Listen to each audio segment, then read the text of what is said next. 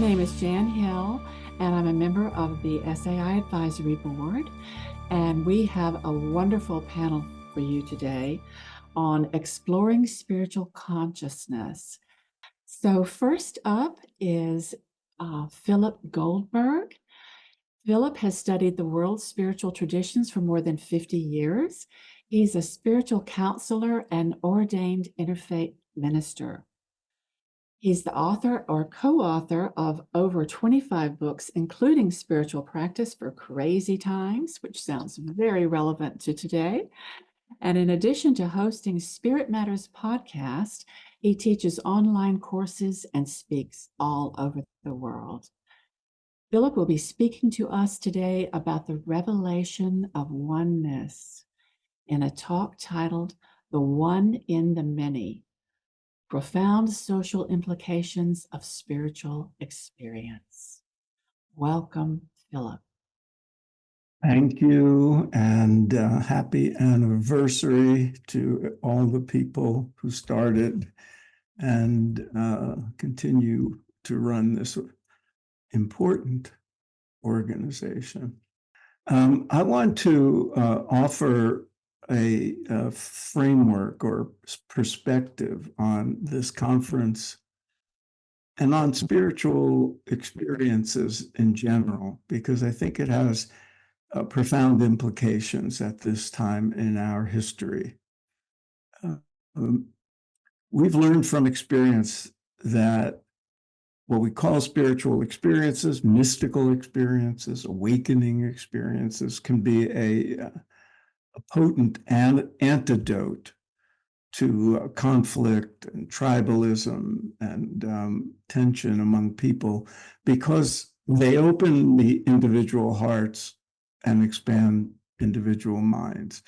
But also, and what I want to emphasize, is because they reveal the essential unity or oneness that we share within the immense diversity that causes so many of those conflicts. Experience shows that when you examine descriptions of spiritual experiences and you cut away the variations in language and culture and belief systems, the accounts people offer are strikingly similar across religious traditions, across cultures, across time frames, eras of history, and so forth. If you focus on the mystics, the people driven by experience of every tradition, not the theologians and the clergy and the people running religious institutions or academic departments. If you listen closely in this conference as people describe their experiences, you realize that they start to sound very much alike. The experiences they describe may sound different because of different languages and terminology, but if you look at what they're saying, the experiences are similar, if not identical. They may be on different paths, they may be from different backgrounds, but the experiences they describe are the same. And this is of great importance. It's actually a very old insight. It goes back as far as the Rig Veda, the oldest known scripture in the world, where you find this famous Sanskrit phrase, ekam sat vipraha bahuda vadanti, typically translated as truth is one and the wise call it by many names. And there's variations on that, but that's essentially the point. And it refers especially to a particular type of mystical experience, the experience of unity or oneness, or what we call non-duality, what yogis mean by yoga in the highest sense of the word. There have been many metaphors to illustrate this insight. For example, many trails up the mountain, some long, some short, some difficult, some easy, but at the top, the view is the same. There's many streams and rivers that run to the ocean, but the ocean is one. Many ways to get to the roof of a building, but they all get you there. Many access points along the river Ganges, for example, where people come and get water. And they have different names for water and different customs for using it, but the water is water. So these kind of metaphors have given shape to this critical insight that here in the West came to be called perennialism. And the key early perennialists, 19th, early 20th century, were academics mainly, like Rene Guénon, Fritjof Schuon, Ananda Coomaraswamy, and the pioneering American psychologist William James, who wrote The Varieties of Religious Experience, where this was articulated. And then in 1944, Aldous Huxley, who many of you know, published his classic book, The Perennial Philosophy, giving it a name. And these insights started to spread to a wider public. Huxley describes the perennial philosophy this way. This is his definition. The metaphysic that recognizes a divine reality substantial to the world of things and lives and minds. The psychology that finds in the soul something similar to or even identical with divine reality. And the ethic that places man's final end in the knowledge of the immanent and transcendent ground of all being. And in the book, he brings in the selections from all the mystical traditions. The book was a huge hit. I read it in the late 60s, and it was transformative to me and so many of the spiritual seekers of my generation. And thanks to people like Huxley and other public figures, important public intellectuals and artists, this perspective gained a wide following. You'll recognize some of the important names on here. Huxley, Houston Smith, the great philosopher of religion, Ram Dass, Joseph Campbell, Alan Watts, psychologists and people, the early transpersonal psychologists like Stan Grof and Ken Wilber, and even novelists like Christopher Isherwood and J.D. Salinger. You find this core insight of perennialism in there. And as a result, it became more and more widely accepted until now. I think it's probably a majority view. Huxley's there's different ways of understanding the perennial philosophy. People have different positions on the particulars and all that, but the essential points are the same. Huxley used the term minimum working hypothesis to describe some of its features. There's a transcendent foundation of all reality, what he called the divine ground of being. This ultimate is beyond time and space, but it's also manifest in time and space, transcendent and immanent. Human beings can experience this oneness directly through various methods and sometimes spontaneously through grace. And awakening to it is transformative. It changes people's lives. And other people have added to that things like it creates a positive mood, that all is well, that everything is what it should be. A feeling of it being sacred or holy, that this is real and true in the most true sense of the word, that it's ineffable and beyond language to articulate. But these features, this perspective of oneness is very common now, and it's important. And one of the ways to understand this is, I learned this from Houston Smith, who wrote the introduction to one of my books, there's two aspects of religion or spirituality, you could say. One is exoteric, exo as in external, offering rituals, forms, symbols, codes of behavior,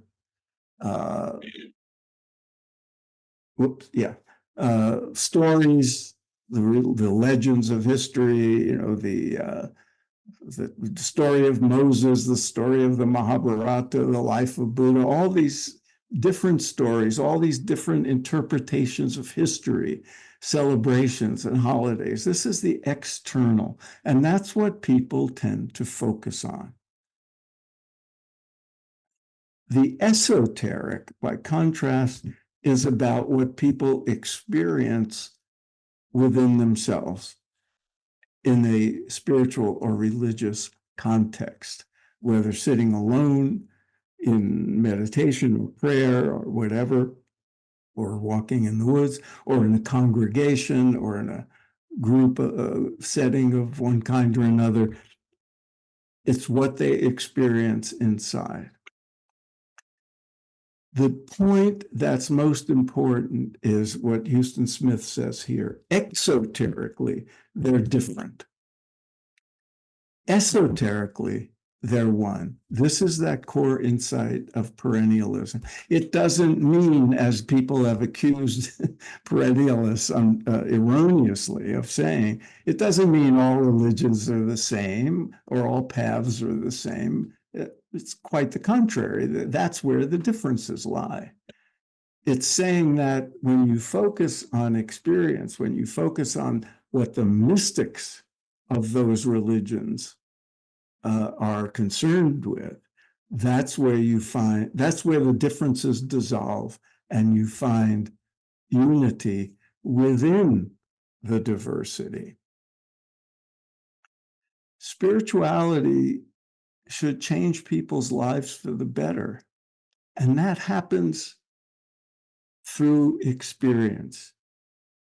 Even in a congregational setting where people are doing external things and rituals and listening to sermons, if it evokes a certain feeling of oneness, of breakdown of ego, of unification, that's the experiential dimension. And they can go together. Unfortunately, the experiential dimension is so absent in most Western religious contexts that people have been leaving them in droves and coming to conferences like this because they value experience, they value personal transformation. But the other aspect of this is if you focus on the differences, as we tend to do, as we classify religions, if you take a comparative religion course, they will just focus on the externals. What are the belief systems? What are the dogmas? What are the doctrines? What kind of forms does it take? What is the architecture? What is the history? And so forth. They ignore what is most important, which is the experiences of spiritual transformation and the methodologies that the different traditions have developed and that you're hearing about here to bring about inner experience and spiritual transformation. People fight historically over belief systems and over, who gets to rule in God's name and whose God is superior. It's going on in Gaza right now. Mystics don't fight. You bring a bunch of mystics from every tradition together, they don't fight. They delight in one another. They recognize their shared experience. They say, oh, let's try your practice. Let's try your practice. They don't fight. 1 minute. Oh, my goodness. Okay, I'm going to recommend that you do an experiment on your own.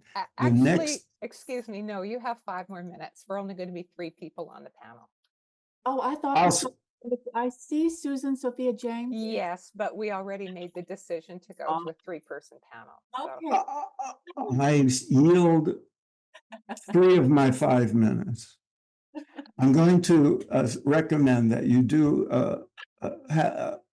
an experiment on your own. The next time you're with other spiritual people in a group, preferably from different paths, different traditions, have each person describe an important spiritual experience they've had. But with this caveat, you can't use religious language. You can't use spiritual jargon or sectarian concepts. You don't say, I felt I was with Jesus, or I experienced Buddha nature, or I was in samadhi, or anything like that. Just what did you experience? What did it feel like? What happened inside your head, inside your body? What you're likely to hear, if they do it right, is I felt embraced by a universal love. I felt bliss. I was totally at peace. I felt no separation between me and the rest of the cosmos.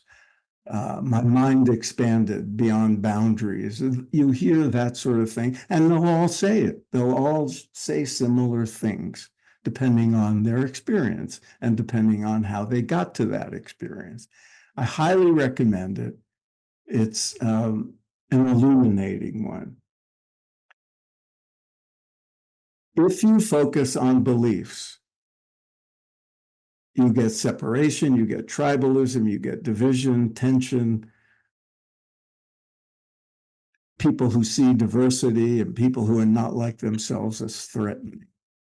If you focus on spiritual experience, you get commonality, you get oneness, you get harmony, you get unity, and you enjoy the beauty of diversity.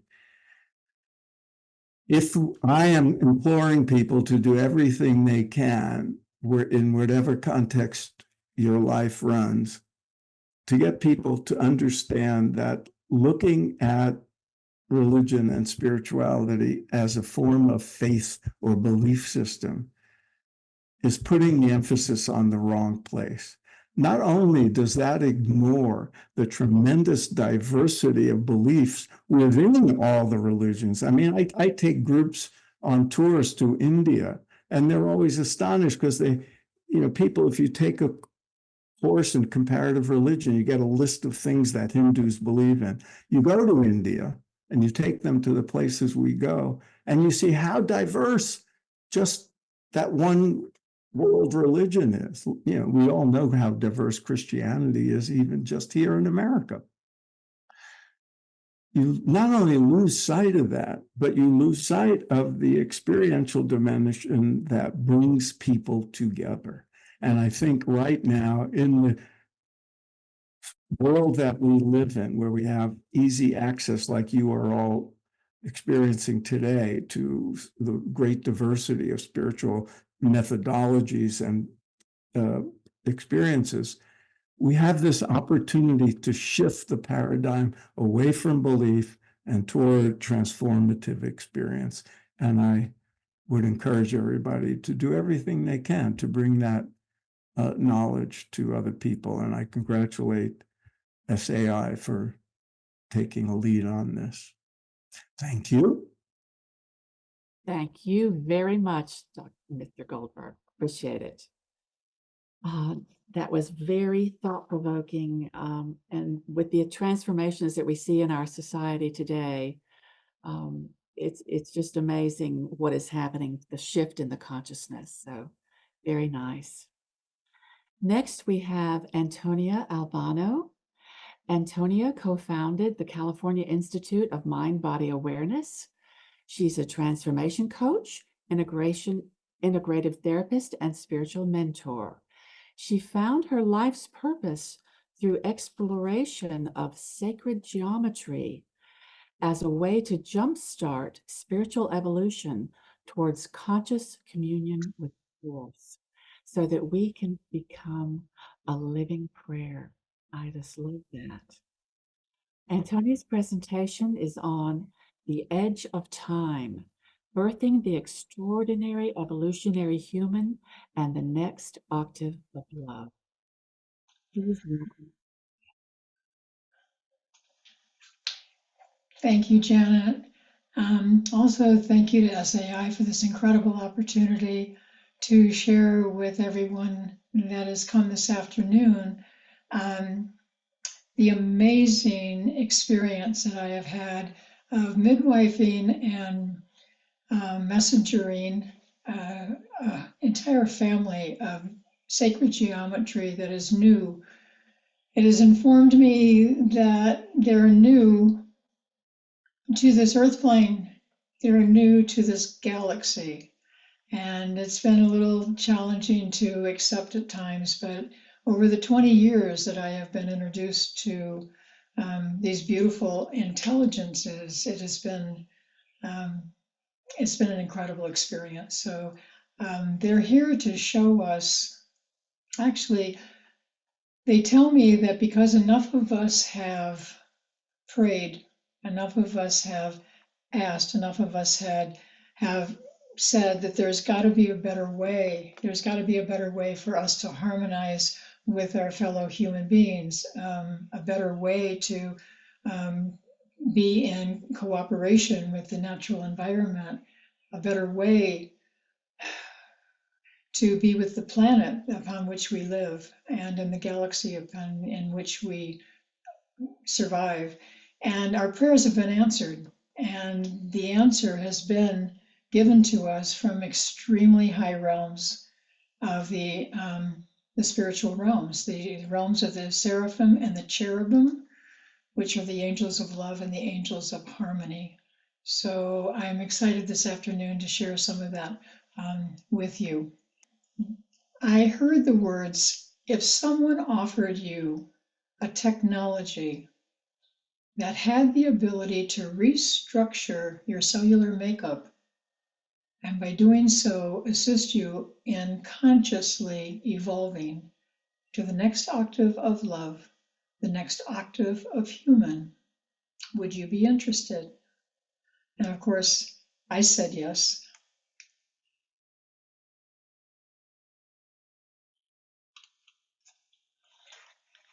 Okay, so what I'm getting is it's right here. Okay, so we can explore expanding our spiritual consciousness by aligning with the frequencies of this new family of sacred geometry called the geometric technologies of love. And shape, motion, color, and sound are involved in the creation of a form. And each of those aspects have frequency, and each of those aspects create a very specific blueprint that is then manifests a very specific creation. So geometry evolves, mathematics evolve, all life evolves, even love evolves. And I would venture to say that most of our evolution is unconscious. And what this new family of geometric shapes is offering us is a way to remove the illusionary veils of separation and to become consciously in moment by moment connection with the source of all creation. I know that sounds like a big, it is big, it's huge. And they're saying that they can take us to the next 2,000 to 2,500 years in the future. And of course, I was surprised when I heard that. And I said, well, that doesn't, how in the world can we align with something so far out? And what I was told was that the teachings of Christ are still being looked at and still being used as a way of living our lives, which we are still learning to use. And so these are the same. So 2,000 to 2,500 years in the future, these will still be guiding our way into the evolution of humanity. Most of us have learned what these platonic solids are, and these are considered to be the building blocks of all creation, all matter on this earth plane. These are the Archimedean solids, and they are basically truncated platonic solids. This is the new family of the geometries of love, and we will be doing a very brief introduction of several of these, but not all of them because of the time frame. But I want to introduce them to you right now. This is infinite love, which is the master key to helping to dissolve the illusionary veils of separation between ourselves and Source. This is the one, which is the awakened heart, dissolving the veils of separation and beginning able to see each other and consciously reuniting in the true meaning of the word unity. This is only, which I call the golden phoenix of loving transformation. These three gestated to become trilogy, infinite love in the one and only heart there is. This one is the flower of love, and you're seeing the unfolding aspect of it, but it also has an enfolding aspect, and it's here to share with us, well, to teach us how to rejoice in the wonder of who we are. We'll see more of this later. This is the Golden Cross, and this is the only one that is not with an infinite open heart, which I always say is open to give and to receive. And there's a reason why this is here. And each of these have gestated and become one into the unified field system of love for the next millennium, or until the next age is ushered in. I know that's huge, but this has the frequency to be able to guide us to actually set a trajectory for humankind to move in this direction. It's called radiance. So my experiences working with these over the years are true joy, happiness, enthusiasm, hopefulness, and an experience of being in love. Joseph Campbell talks about finding your bliss. And I can honestly tell you that when I am immersed in working with these, whether it is for a presentation, whether it's for an interview, a workshop, a retreat, I lose all sense of time. I just absolutely want to have the yummy, feel-good expansion of my beingness, and the hope that we have the opportunity to, and will take the opportunity to become intimately connected with these living, and they tell me they are living. They have been so clear. It's taken me years to be able to hear the I amness that each one says that they are. They are living geometric technology systems. Okay? Sacred geometry is often called blueprints in the mind of creation. They're also called thought forms in the mind of God.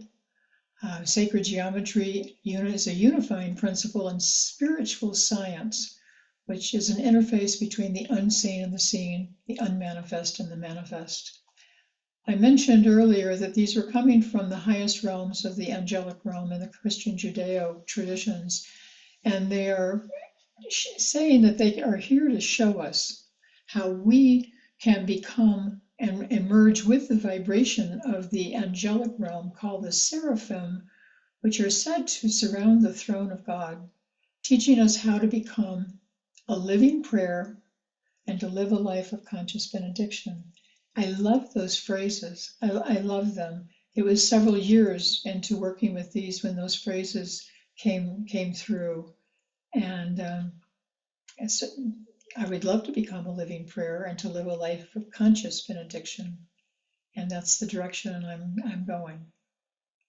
Here is the choreographer, what I call the choreographer of all of these geometries, called the Golden Infinity. And while it sounds like but of course, this is a golden ratio infinity which is for the first time on this planet, the first time in this galaxy. It's the first time that an infinity symbol has been acknowledged for what they call the quality of the physics of this particular mathematical equation. The golden ratio is considered to be the most ubiquitous mathematical equation in all of creation.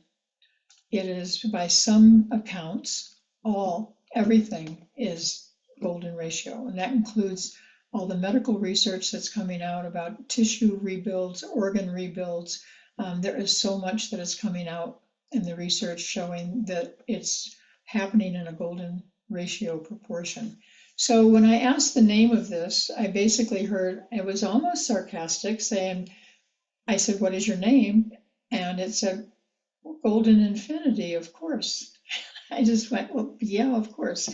So this is the choreographer for everything coming forward. And it was a while before I realized that it had to be this shape. Number one, it's creation.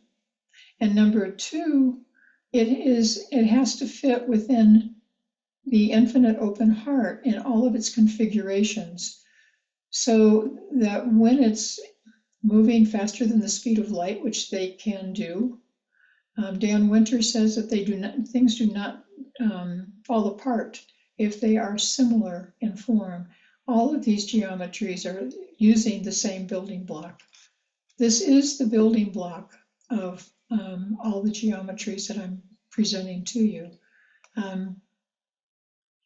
I call it, the heart is not a new shape. I'm not even beginning to go there, but usually you see the tops touching and or overlapping.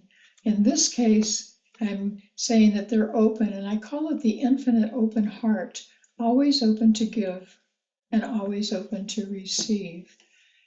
So until this was fully anchored on the earth plane, nothing else could come through. And these are things that I'm sharing with you that have taken me 20 years in hindsight. First of all, to learn along the way, because I have to keep remembering more of who I am, and also be able to receive the information, which is in times 20 years ago out there. So I didn't know that anything else would come through. Okay, I'm in love with infinite love. And I was so excited. I thought this was the only one, and it didn't matter to me. I mean, I wasn't even thinking about anything else. So to have a year and a half later, to have this one come forth, which is the infinite love that you just saw, replicated, inversed, and coming down on itself. I want you to just take a few moments to look at this and experience what it feels like to just offer your openness to it.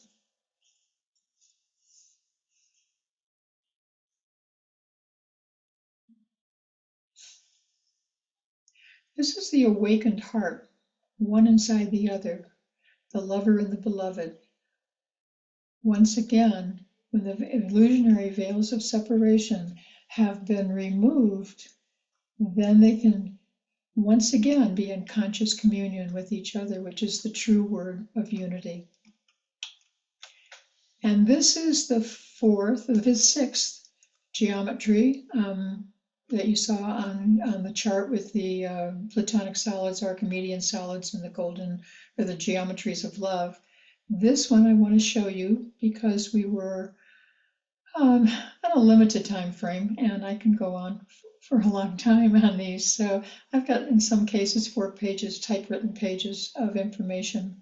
They speak to me, they talk to me, they sing to me, they give me prose, they tell me why they're here, and each one builds on the other. This particular one is obviously 4 interwoven golden ratio infinities. Their names are elegance and grace, simplicity and beauty. And this is the one I was guided to use to create a modern day labyrinth on our hilltop at our 250-acre retreat center in the Shenandoah Valley. It has been an evolution. Remember, I said everything evolves. Well, this evolved. It evolved in colors. It evolved in shape.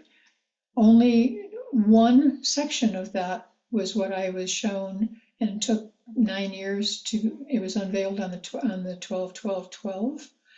And just before we got to actually do a 5-page computer-assisted design layout, I was shown a picture of this. And I am not joking when I said it was the proverbial fist to the sky saying, "You've got to be joking.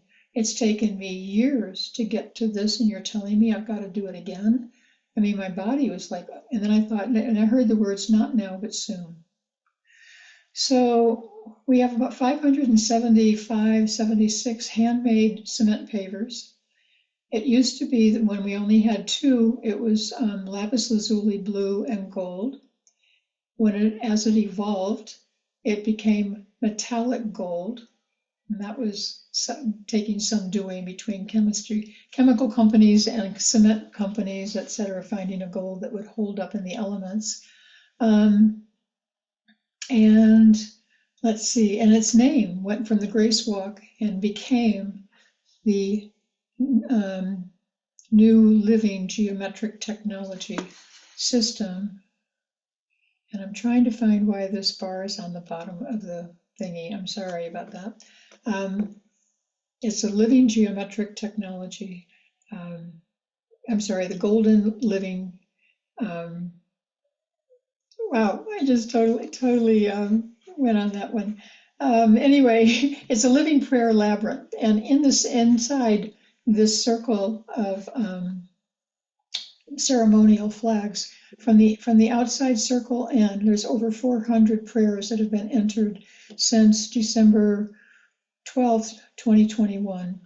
Okay, we are looking to every time a group comes for an event or a retreat, or we're working on getting a kiosk where our guests that do the vacation rentals, et cetera, and yoga retreats, et cetera, can make a prayer, and the prayer is specific to the future of humanity, the future of all life everywhere, the future of the planet.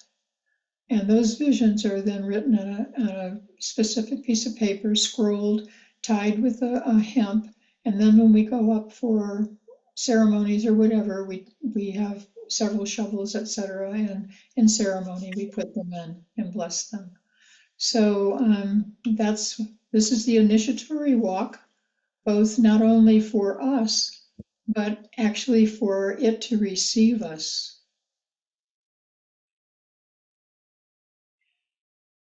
So we are a field phenomena, a cosmic field of perpetual structured motion. All is connected by these motions, the intelligence of technological systems and mathematical shapes. We are cosmic human, cosmic life, made manifest by cosmic geometry. Very nice. And so I encourage people to not think small, but think big. And I have seen the geometries of love infusing the vertices of the platonic solids. And my understanding is that when you hear us talk about the New Earth and the New Jerusalem, my understanding is that we are taking the building block of all organic matter with us, only this time they are being infused with an incredibly high frequency of love. And that's what we're taking with us. And I've seen that happening for at least the last 15 years, seeing the geometries of love on the vertices of the platonic solids, infusing it, also infusing the grid lines on the earth. There are so many stories I can share with you at some other time, but thank you very much for the privilege of sharing the geometric technologies of love for the next octave of love and the next octave of human. Thank you. So much, Antonia. That was absolutely beautiful. I had no idea how lovely they would be. They are. Very, very interesting. Thank you. Our next speaker is Dr. Marie Grace Brook. She is a spiritual director, teacher, and researcher in spiritual psychology. In Spiritual Emergence Anonymous, or SEA. It's a worldwide 12-step program for spiritual emergence, offering help to those whose spiritual transformations or experiences have been so powerful and profound that they needed assistance to incorporate it and process it into their daily lives. So SEA offers a safe and anonymous environment to do that. Their program starts with spiritual awakening and takes it to the next level of total spiritual transformation. Please welcome Dr. Brook. Thank you so much. It's really nice to be here. It's great to be back at one of these conferences, and an honor to both be in this conference and also represent Spiritual Emergence Anonymous. I know some of you know about it already because I recognize a few of you. And so it's great to introduce everyone else to it. It's a grassroots, I like to call it a grassroots self-help support group for mystics. And it was created grassroots by a group of us that had been through many years of integrating our spiritual emergencies or spiritual crises, which I think I would say in a nutshell is what happens when our spiritual opening or our Kundalini awakening or our experience of cosmic consciousness is so fast compared to what we can handle that it gets us way off balance. And by off balance, that can take the form of the proverbial dark night of the soul, extended sometimes over decades, or it can take the form of ending up going to psychiatrists and psychiatry and then getting involved in all of those medications that take us on a different route. I've worked with this population for a long time, and recently, relatively recently, 8 years ago, got together with some people that felt the way I did, that we needed a support group for this because it's happening more and more all over the world. And not everyone has access to the kind of resources that are beautifully offered here, although they're going to have them more. This is free, it's accessible to everyone, and it's safe.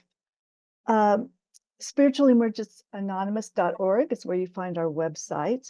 It's an adapted 12-step program for spiritual emergence. So the purpose is to offer a safe place for people to be in groups and share their spiritual experience, which, as you know, varies greatly. It's not religiously oriented. It leaves no one out. And the only requirement for coming is that you've had spiritual experience that you know is very powerful, and that your goal is to integrate it into your life, to get grounded so that your being here right now can also accommodate this vastly increased spiritual awareness. So people come seeking help because they're on the path and wondering where to turn and how to get through. And then also people seeking to help others. And the help that we're giving others is primarily through listening with non-judgmental and loving kindness attitude. There's no cost. It's run on donations all through Zoom. Anonymity creates equality among individuals. So no one takes the place of being a teacher to others or a therapist to others. And although I have found over the years that many of the people who attend are therapists or are gurus or coaches of some kind, by not sharing our occupations and letting everyone be on a level playing field, it gives everyone the freedom to be just who they are and be authentic in their own experience. So there's no crosstalk. We don't talk directly to each other during a meeting, similar to 12-step meetings if you've ever been to one. And there's no advice giving. Also similar to other 12-step meetings, after the meeting, which are hour-long meetings, you can stay, get to know people in whatever way you want. But we do encourage people to not necessarily share their occupations, because one thing we don't want, which has worked well over 7 years, is we don't want people to find clients. So everyone is truly given the dignity of building the confidence that the place they need to go to find their way is from inside. It doesn't mean that we all don't try other workshops or other teachers or other programs. It means that we are learning to trust that our greatest guide is within. And so holding that ideal and holding that atmosphere is really valuable to everyone. And there is no promotion. It's grassroots. Started out with just some people getting together. And we follow the 12 traditions, if you know much about the 12 steps, the traditional 12 steps from AA, Alcoholics Anonymous. They have 12 traditions which are very inspiring. Everything is group consciousness, meaning that our service board is a group of people that give volunteer service to help the organization go. But we trust that instead of having a leader or director, that if we all get together and put our focus on our own connection with the divine, and then we contribute what's happening together, we trust that we're being led by the divine will.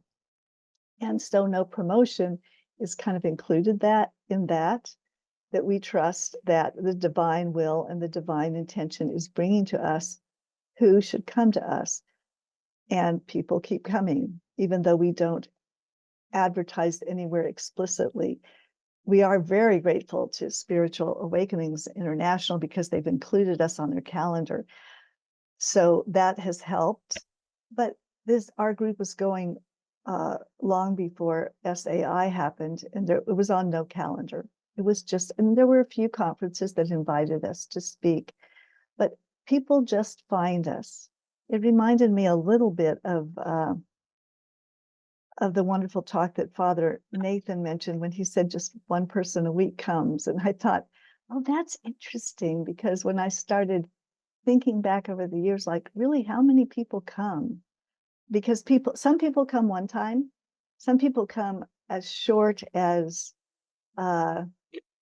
one time, or even as short as they send an email and they may say, I'm not going to come to any of your groups. It doesn't work for me now, but just coming to your website has changed my life. All the way to people who come for years. So the no promotion thing is our strong statement about trusting that the right people come when they come. And I guess if I was going to average, I would probably say maybe one person a week average over the last 7 years. Again, for those of you who know the 12-step programs, which we drew from, inspired by what Bill W. did when he was inspired. The 12 steps were something that he received through divine channeling, and they have helped so many thousands, we can't even count them. However, this is, as we've adapted them over the years, it's a living document for us. Every year we do some adaptations as we go through realizing what we all need to pursue integrating our spiritual emergence. We are not seeking sanity, which is where the traditional 12 steps starts if you're an addict. We are owning our sanity. But those of us who've had spiritual experience are sane. And to some extent, we live in a world among people who are not sane in that particular way. And we instead are seeking stability and clarity to live here in this world gracefully. And again, another difference between the two of the traditional 12 steps is it does not start with addiction. And then the traditional 12 steps ends with a spiritual awakening. Ours starts with spiritual awakening and ends with spiritual transformation.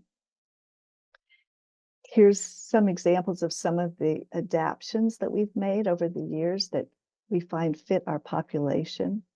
Again, you'll see in the first step, we start with our spiritual awakening, and what we have in common is the challenge of integrating it so that we can walk comfortably and powerfully and gracefully and fully flourishing in this human life on this human planet, which can be a challenge when the opening was so sudden or unexpected or premature. Those are some of the words used by people who have these powerful experiences that knock them off balance, and ends in a spiritual transformation.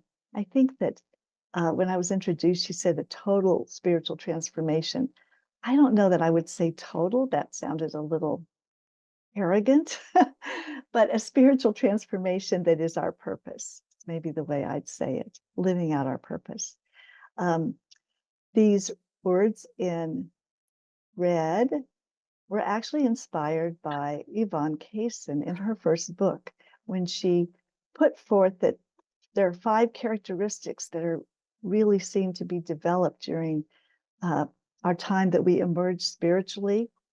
And they are honesty, compassion, forgiveness, gratefulness, and humility. So we've threaded those in. And if you're familiar with the original 12 steps for addicts, the whole middle part is all about admitting where we've done harm to others.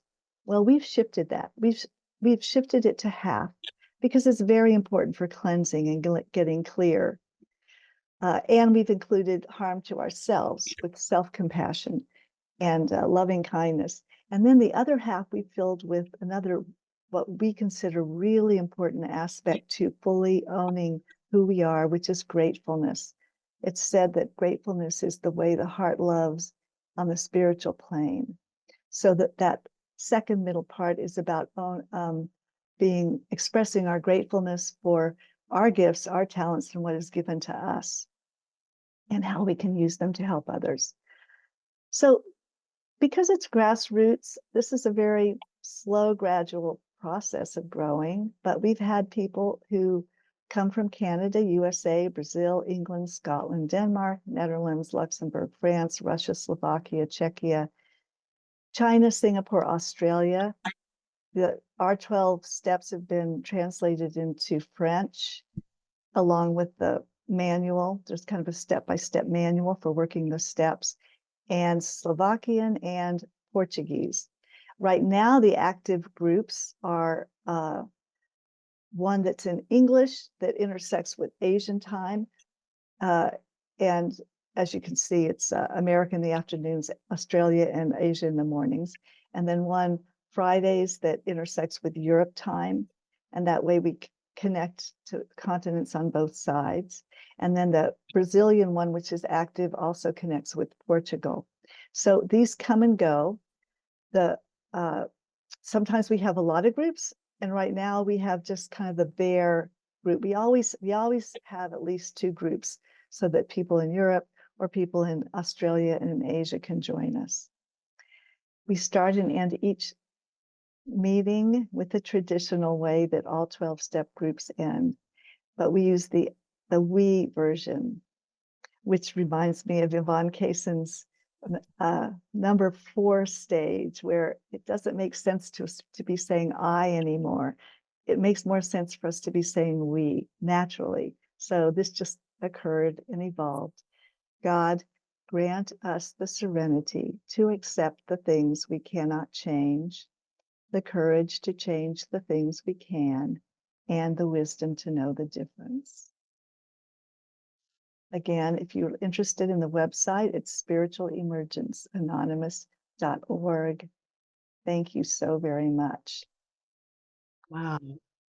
Thank you, Dr. Brook. That was wonderful. What a service you're providing, especially in this time. So it's just amazing, all of the resources that are finally becoming available to people who are on a spiritual path. I just think it's wonderful. So thank you so much. Okay, and now we have time for questions and answers. And I invite anyone in the audience to put their question in the chat. Our first question is for Antonia. Antonia, who are they and how did you make contact with them to get this information on sacred geometry? Well, I have over the years found out who they were by asking and listening and being guided So I will have to honestly say that I rolled my eyes a few times and said, I can't say that publicly. And I have been told, yes, you are going to say it publicly, but it's important. So what I have received was that 80% of where these are coming from is from the realms of the cherubim and the seraphim. It wasn't until 8 years later that I heard that the last 20 are coming from the source itself.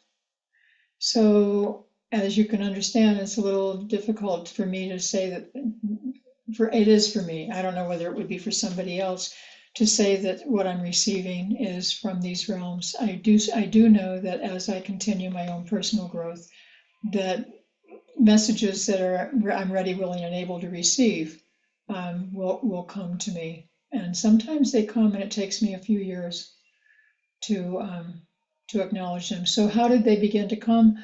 I decided to do a modern day vision quest. A friend of mine in Seattle, Washington offered me as camper. I had a vision of where I wanted it to be. And at midnight one night, I was sitting doodling and I was thinking I was drawing a sculpture for something else. And suddenly this beautiful form that you're seeing next to me came out. And I literally was in love with it. Simple, clean, beautiful, and I don't know what happened, but my whole body resonated with it. So when I say they, I don't feel, what I'm getting is that I'm a voice of a consciousness, of a group consciousness, and that I volunteered to do this. So I'm having to remember who I am and why I'm here, just like all of us. Why did we come? And apparently, not apparently, I've accepted the role of being messenger for these amazing, as I was sitting preparing for this evening, I was calling each one of them in, and they get to, when you work with them, they're living. They will play with you and they will dance and whatever. And they came in, each one at a time, bowing, dancing, ice skating, just laughing, saying, it's okay, it's okay. we're gonna have fun and we want people to meet us. So I don't know if that answers your question, but it's the best I can do right now. That's amazing. But tell me, how can we use those sacred images for ourselves? Is it That's what they're here for, Janet. It takes a little bit more of information than what I was able to give, but I have tracers that you can trace them, and it reactivates the memory in your body. Holding a paper where they're printed. I have a floor walk that people walk, which is a creation field. The golden infinity is a creation field. Sitting and meditating with them, they are living intelligence to call it in and ask it to speak to you. So there are many ways to do this, and there are things that I've employed. I had to learn to just, if they wanted to speak in song or sound, I would open my mouth and nobody was around. So I ended up getting beautiful melodies, prose as to why they're here and what they're here to offer and share. So it's a personal acceptance and asking to work with them, and I can send more information to anybody who's interested.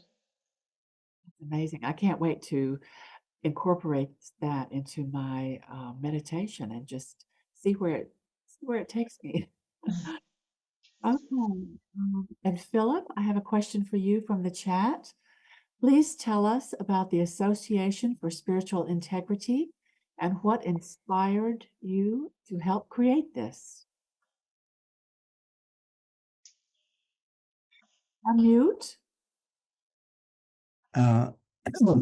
It was actually created by friends of mine. I came along a couple of years after it was founded and was asked to join the board. So I've been serving on the board for a couple of years. It was started because,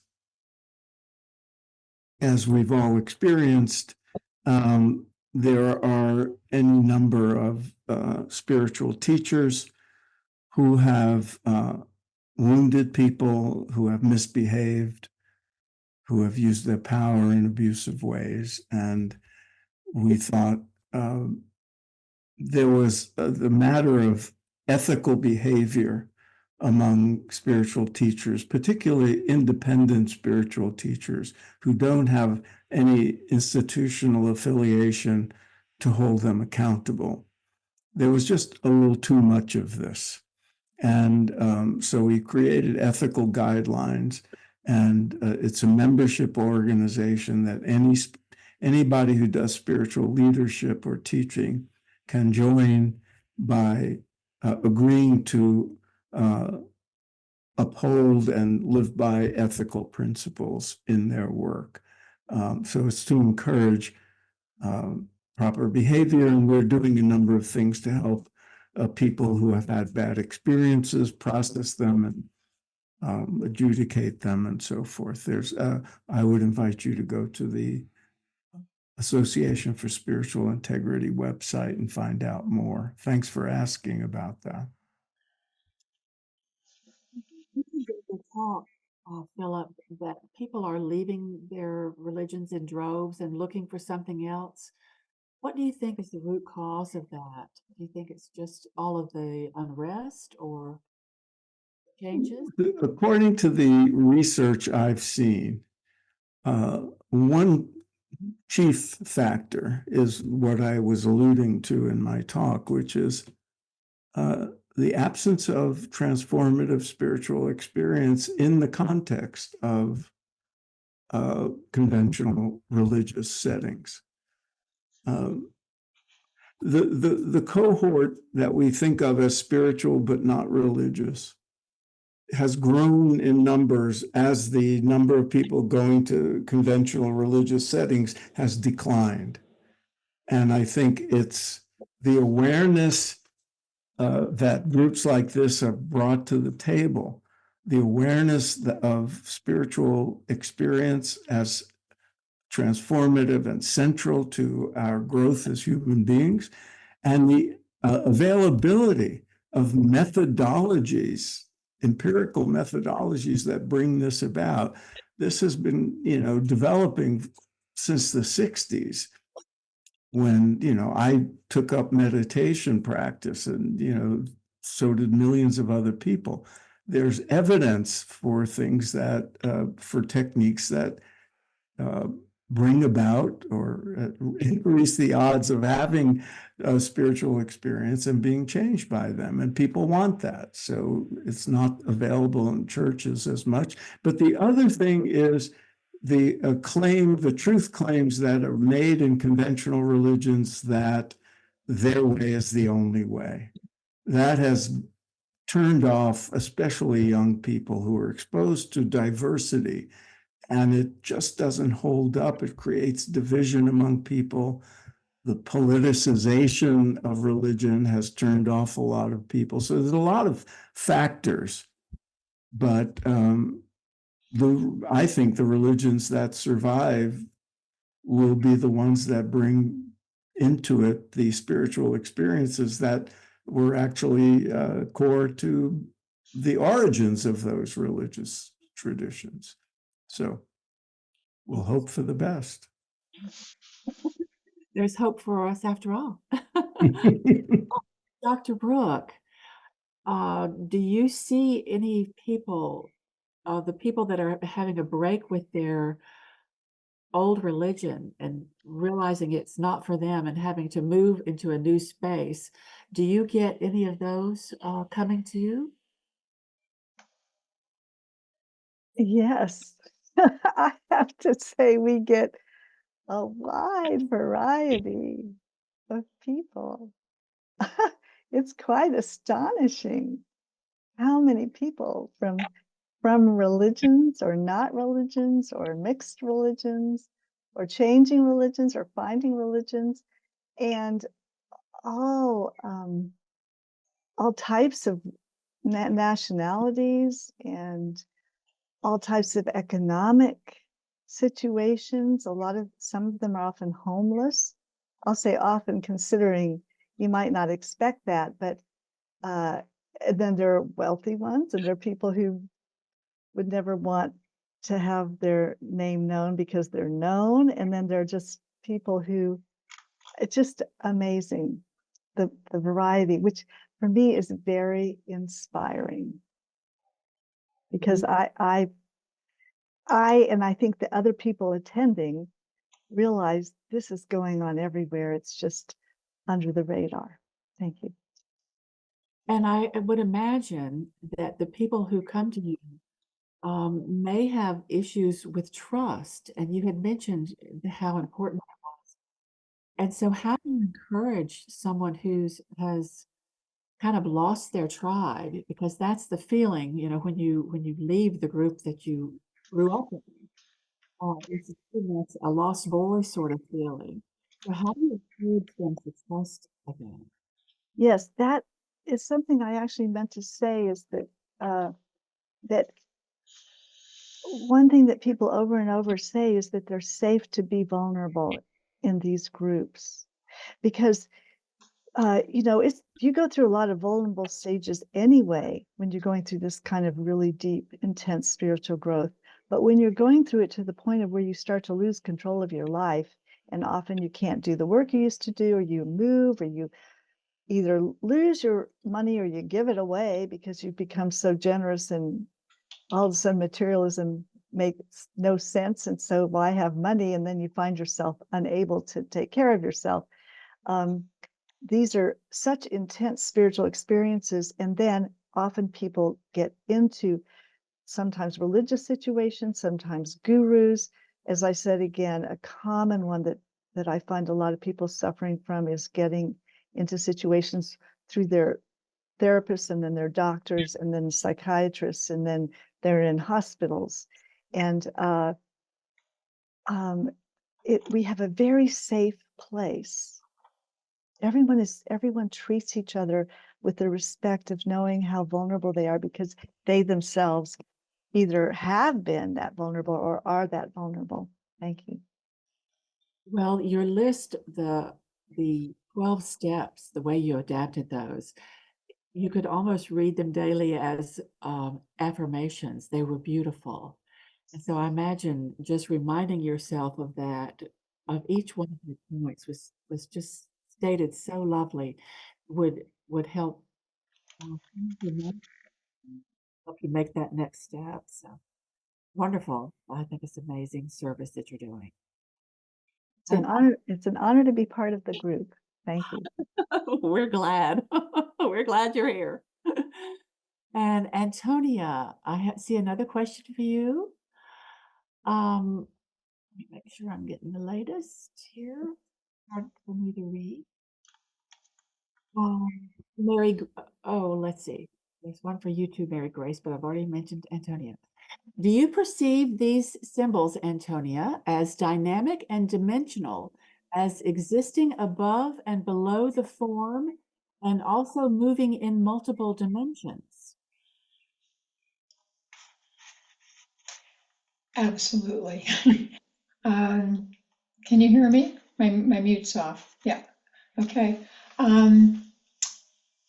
Susan, absolutely. These have one person who was attending one of my retreats pulled me aside afterwards and said, "I have been a clairvoyant since I've been a child." He said, "I've never seen anything like this."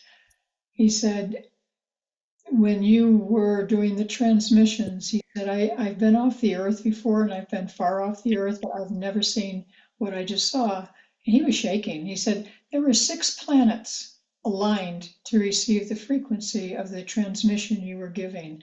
And he said, all 6 of those planets were not from this galaxy. He said they were at the same stages of evolution that we are, and that they had aligned with enough time and to change time and space to align for that frequency. So yes, they are definitely in multiple dimensions. It is beyond anything. There's so much more than what I've presented today. This is just literally glossing as much as I can, but thank you for the question. I appreciate it. It is so exciting. I can't wait to try it in my meditation tonight. Mary Grace, I have another question for you from the chat. What inspired you to create SEA? Did you get a download? Did several of you all get a download? I had my first Kundalini awakening when I was 25, and it was so intense. And this was a long time ago, before the word was known in the US, except maybe a few tiny places. And I took to the mountains and lived in a cabin for a year alone. And I think that of the people that started this, I just, I didn't find people for many years, but when I started finding people, I found more and more people. The people who kind of were attracted to start the group each had their own very moving story of a lot of suffering and challenge. And the other thing that was kind of interesting is, along my path, I studied with a lot of different teachers of a lot of different traditions over the decades. But at one point, I felt God telling me to do a 12-step program. And I actually had to fake it. I went in and I did Al-Anon, and they said, well, you can't come unless like you have a husband or a parent or something who's alcoholic. So I faked it. And I was like, well, I have a very difficult husband, and my son, even though he was tiny.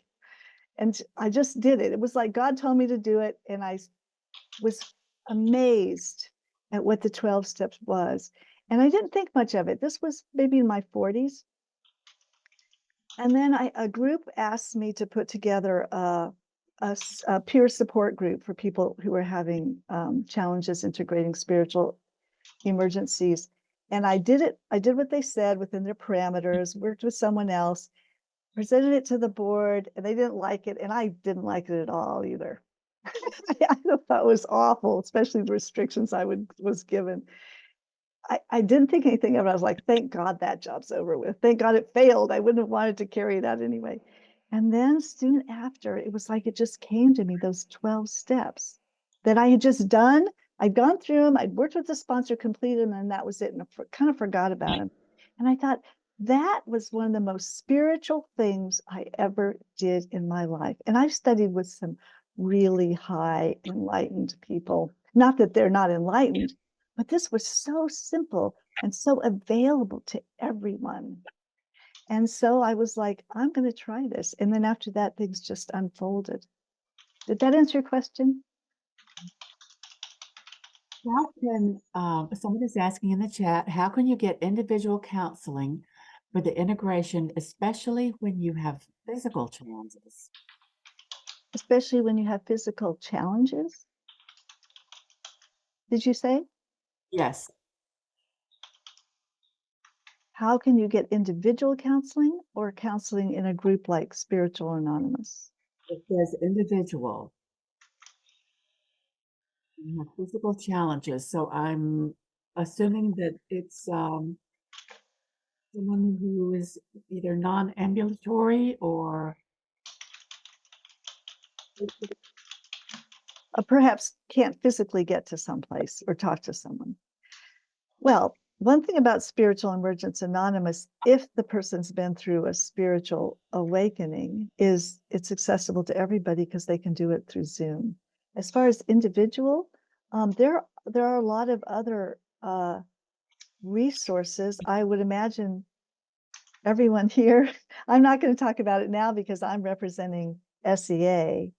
But for instance, there are networks in almost all the country that I'm also involved in, spiritual emergency networks that have lists of directories of therapists. So I'm just going to say that off the top of my head. The group I'm representing right now is kind of a group effort, and I wouldn't want to go into other things, but it's definitely available to them. Is that helpful? I think so. I would just invite everyone to check out the website and see what information you can find there. So our time is up. Thank you so much for coming today. And speakers, you were wonderful. I'm just amazed at all of the information and new insights, and I'll be processing this for days.